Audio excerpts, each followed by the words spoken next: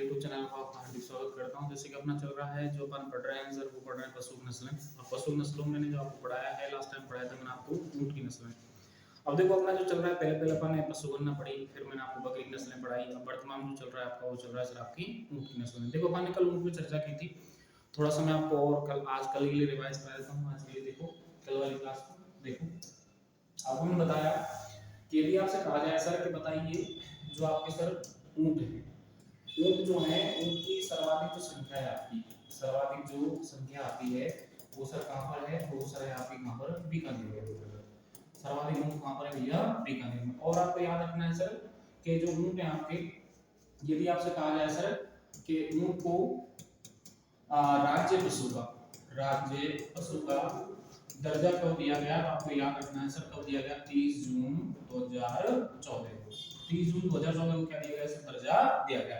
आपको ये पढ़ा देना आपको कल कि जो ऊंट है सर, ऊंट की जो अधिसूचना जारी हुई थी, अधिसूचना जो जारी हुई थी आपकी, वो थी सर आपकी कब? 19 सितंबर को, 19 सितंबर 2014 को। तो आपको याद रखना है सर, कल मैंने आपको इसको 14 सितंबर लिखा दिया था, वो थोड़ा गलत है, इसको करेक्ट कर लेना आप लोग। ये कब आया था सर? 14 सितंबर को आया था। आपको ध्यान रखना है 14 सितंबर को अधिसूचना आ गई थी, लेकिन प्रकाशित जो हुई थी ना, वो प्रकाशित हुई थी सर 19 सितंबर को। 19 सितंबर को इसको माना जाता है। आपको याद रखना है कि यहाँ से इसको आप हटा देना और यहाँ पे क्या ऐड कर लेना सर? 19 सितंबर। उसके बाद अब मैंने आपसे चर्चा की थी सर कि जो आपका ऊंट होता है, ऊंट जो होता है सर आपका, ऊंट के जो देवता आते हैं, देवता जो है सर ऊंट के, वो कौन है? आपके पार्वती महाराज हैं। यदि आपसे कहा जाए सर कि ऊंट की देवी कौन है, तो ऊंट की जो देवी आती है आपकी सर, उसका जो नाम हुआ है सर अंता देवी, अंता देवी।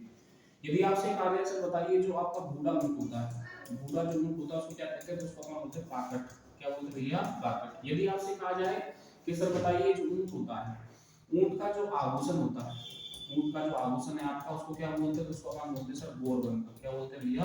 गोरबंद। इसको गोरबंद कहा जाता है। और जो ऊंट पर नक्काशी की जाती है, सोने चांदी से जो नक्काशी की जाती है, उस नक्काशी को अपन क्या बोलते हैं? इसको अपन बोलते हैं सर उस्ता कला।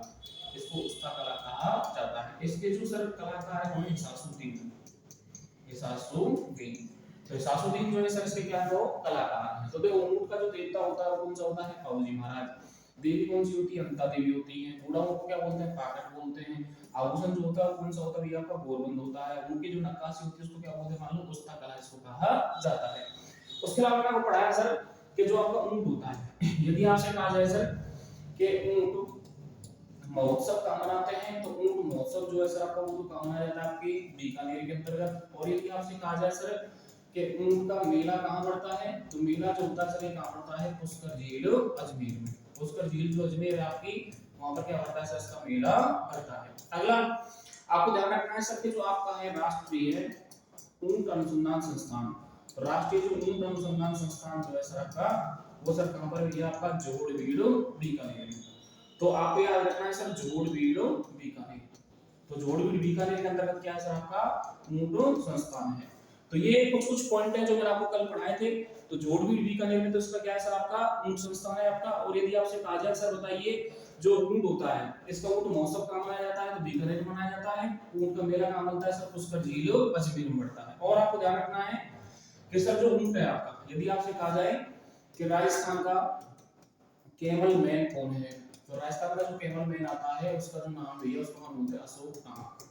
तो अशोक टांक जो है सर आपके, वो कौन है? आपके यहाँ के कैमल मैन है। अब अगली जो चर्चा थी, थोड़ी अपन इस वीडियो में पढ़ा है क्योंकि अब मैंने कल आपको पढ़ा दिया है इसको।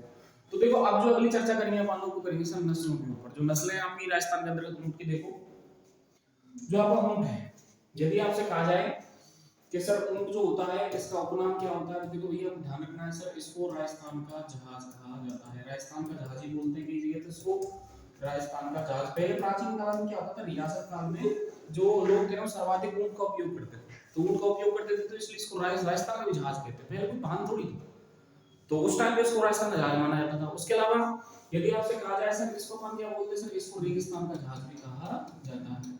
तो रेगिस्तान का जो जहाज आता है सर आपका, वो कौन सा होता है भैया? आपका ऊंट होता है। और राजस्थान का जहाज भी कौन सा भैया? आपका ऊंट है। और आपको ध्यान रखना है सर कि जो आपका ऊंट होता है, ऊंट जो होता है आपका, इसका जो यदि आपसे कहा जाए सर वैज्ञानिक नाम क्या है, देखो ऊंट जो है ना, ऊंट की दो प्रजाति होती है।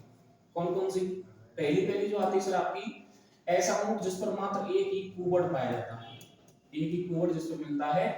एक होता है सर आपका जिस पर दो कुबड़ पाए जाते हैं, तो जिस पर दो कुबड़ मिलते हैं, एक जिस पर एक मिलता है, इसको तो हम बोलते हैं सर, इसका जो वैज्ञानिक नाम आता है, वैज्ञानिक जो नाम है इसका वो होता है सर आपका कैमेलियस ड्रोमेडेरियस, कैमेलियस ड्रोमेडेरियस। यदि आपसे कहा जाए सर कि जहां पर सर आपके दो कुबड़ पाए जाते हैं उसको क्या बोलते हैं सर, इसको अपन बोलते हैं कैमेलियस, कैमेलियस बैक्टीरियस, इसको कैमेलियस बैक्टीरियस कहा जाता है। और सर जो आपका एक कुबड़ जिस पर मिलता है उसका जो वैज्ञानिक नाम आता है उसको क्या बोलते हैं सर, कैमेलियस ड्रोमेडेरियस कहा जाता है। तो उसको अपन बोलते हैं ड्रोमेडेरियस। देखो दोबारा लिख देता हूं मैं,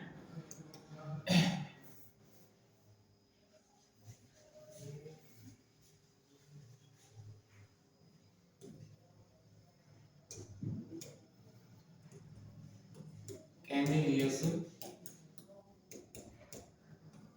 ड्रोमेडेरियस। ड्रोमेडेरियस जो होता है जिसमें एक कुबड़ मिलता है उसका ये होता है, और कैमेलियस जो आपका सर बैक्टीरियस होता है।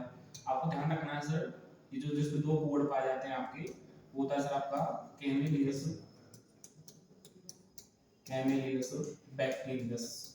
तो कैमेलियस बैक्टीरियस होता है। अच्छा होता क्या है, देखो जो ऊंट होता है ना, ऊंट में जिसमें एक कुबड़ मिलता है, कुबड़ में पाई जाती है वसा, क्या हो जाती है वसा। तो इसमें क्या मिलेगी सर, आपकी वसा पाई जाती है, क्या पाई जाती है वसा। अब इस समूह जो होता है इसको रेगिस्तान में जाहिर इसलिए कहा जाता है कि सर इसको पानी बहुत कम आवश्यकता होती है। क्यों? क्योंकि सर क्या होता है, जो इसकी होती है ना हिलने का लूप जो होता है बड़ा होता है, और बड़ा होने के कारण क्या होता है उसमें वो स्टोर कर लेता है, जो पानी होता है उसको स्टोर कर लेता है, इसलिए इसको आवश्यकता नहीं पड़ती है। उसके अलावा जो आपका ऊंट होता है, देखो आप लोग जैसे इसमें मैंने आपको नस्लें पढ़ाई थी, पहली पहली जो नस्ल है आपकी, जैसे हम नस्ल की चर्चा करें तो नस्ल जो इसकी पहली पहली वो सर आपकी बीकानेर। उसके बाद जो मैंने आपको दिखाया था सर वो आती है सर आपकी कौन सी, जैसलमेरी, एक जैसलमेरी आती है आपकी। अगली जो आती है सर आपकी वो आती है आपकी मेवाड़ी, मेवाड़ी आती है आपकी। ये सारी सारी जो नस्लें होती है किसकी नस्लें होती है सर, ऊंट की नस्लें होती है। जैसे इसमें पहला पहला जो आता है सर आपका, देखो वो आता है sir Bikaner, first number Bikaner. देखो भैया बीकानेर जो नस्ल है आपकी, ये वाली जो नस्ल है ये सर बीकानेर तथा बीकानेर के आसपास जो इलाका होता है, बीकानेर का जो आसपास का इलाका है, आसपास का जो क्षेत्र है उस क्षेत्र में पाई जाती है। देखो जो आपका बीकानेरी ऊंट होता है ना, तो इसकी कुछ कुछ खासियत है। कैसे कि बीकानेरी जो ऊंटनी होती है उसका जो दूध होता है, ध्यान रखना आप लोग, इस ऊंटनी का जो दूध होता है, इस नस्ल की जो ऊंटनी होती है उसका जो दूध होता है उसमें सर इंसुलिन की मात्रा पाई जाती है। किसकी मात्रा पाई जाती है? इंसुलिन की। तो इंसुलिन की मात्रा पाई जाएगी तो होगा क्या कि ये वाला जो आपका ऊंट का जो नस्ल है ये सर जो मधुमेह रोगी होते हैं, मधुमेह जो रोगी होते हैं या जो हम बोलते हैं सर डायबिटीज के पेशेंट, डायबिटीज के जो पेशेंट होते हैं उनके लिए कैसा होता है सर, उपयोगी होता है। कैसा होता है? उपयोगी। तो आपको याद रखना है सर कि इस नस्ल के अंतर्गत क्या होता है, जो इनकी दूध होता है उसमें सर इंसुलिन की मात्रा पाई जाती है। तो आपको याद रखना है सर मधुमेह रोगी को कैसा होता है सर, ये फायदेमंद होता है। और यदि आपसे कहा जाए सर कि इस नस्ल का जो रंग होता है कैसा होता है, तो रंग जो होता है सर वो कैसा होता है, गहरा भूरा होता है। कैसा होता है? गहरा भूरा। और इसकी जो लंबाई होती है ऊंचाई सॉरी वो होती है 10 से 12 फुट।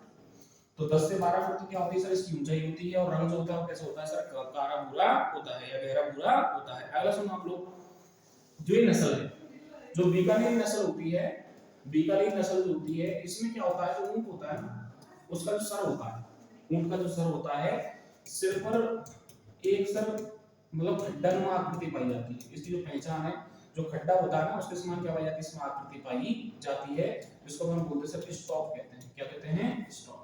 तो आपसे ये कहा जाए सर बताइए ऐसा कौन सी नस्ल है जिस पर स्टॉक मिलता है या खड्डा मिलता है माथे के ऊपर या सिर के ऊपर, तो कौन सी नस्ल होती है सर, आपकी बीकानेर नस्ल होती है। और सुनो आप लोग, जो बीकानेर नस्ल होती है इसकी ऊंट की जो आंखें होती हैं, आंखों पर बाल अधिक पाए जाते हैं, इसलिए उन बालों का नाम होते हैं छिपरा। यदि आपसे कहा जाए सर बताइए किस नस्ल के ऊंटों के मतलब आंखों को छिपरा पाया जाता है, तो कौन सी नस्ल होती है सर, वो आपकी बीकानेर नस्ल होती है। तो बीकानेर नस्ल की आंखों पर सर मतलब बाल पाए जाते हैं, इसलिए इसको अपन क्या बोलते हैं सर, छिपरा बोलते हैं। क्या बोलते हैं? छिपरा।